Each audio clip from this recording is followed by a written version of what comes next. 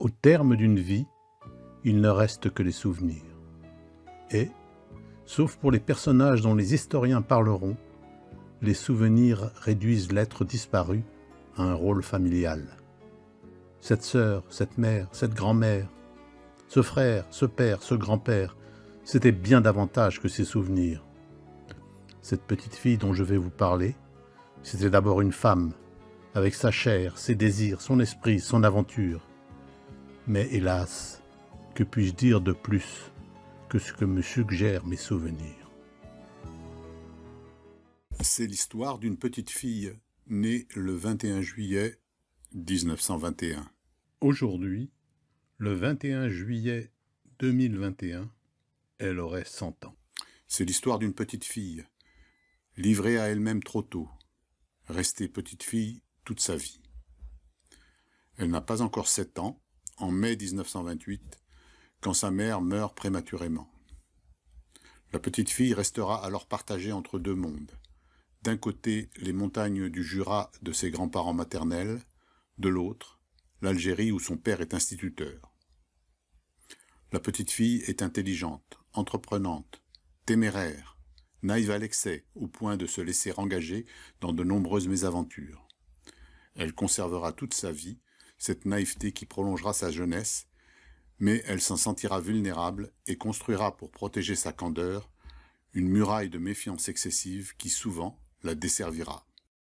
Sur le chemin de sa vie, de 1921 à 2006, elle a rencontré bien des malheurs qui ont transformé son caractère sans qu'elle perde pour autant sa force de vie, son intérêt pour les autres. Toute jeune, après le baccalauréat, elle abandonnera sa famille sur un coup de tête ou de désespoir et elle quittera Alger. Dans une France métropolitaine désorganisée par la guerre, elle se retrouvera d'un coup avec une liberté dont elle ne tirera pas toujours le meilleur parti. Un avortement clandestin lui fera perdre son premier enfant. Elle en élèvera 3 autres, avec un mari qui ne saura pas toujours lui montrer combien il tient à elle. Il l'a, je crois, aimé toute sa vie de toutes ses forces. Elle et lui chériront profondément leurs 3 enfants qui, grâce à cet amour, utiliseront avec succès l'ascenseur social de la République. Alors qu'elle est encore dans la fleur de l'âge, elle se découvrira une maladie cardiaque. Elle sera opérée en 1967 d'un rétrécissement mitral.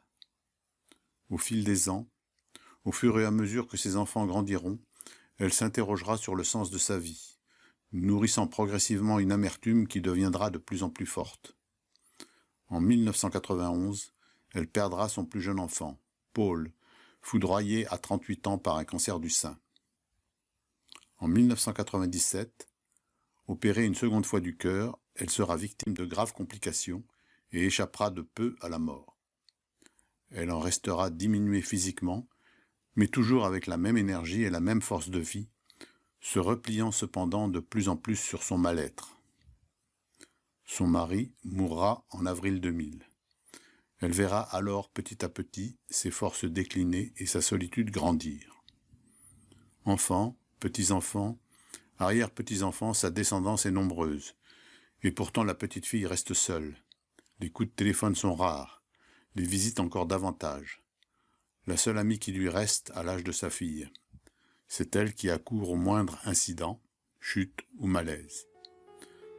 En cette fin d'année 2005, la petite fille est toujours aussi jeune d'esprit. Mais elle est de plus en plus fluette. Elle ne pèse plus que 39 kilos. Elle lutte jusqu'à l'extrême limite de ses forces pour rester debout face à la faim qu'elle sent venir. Cette petite fille, Geneviève, est ma mère. Et je me souviens de ce moment de novembre 2005 où, après avoir passé quelques jours avec elle, j'étais dans le train qui me ramenait à Paris. Je mesurais la solitude de Geneviève, sa détresse, et je me sentais désarmé, seul moi aussi, et impuissant.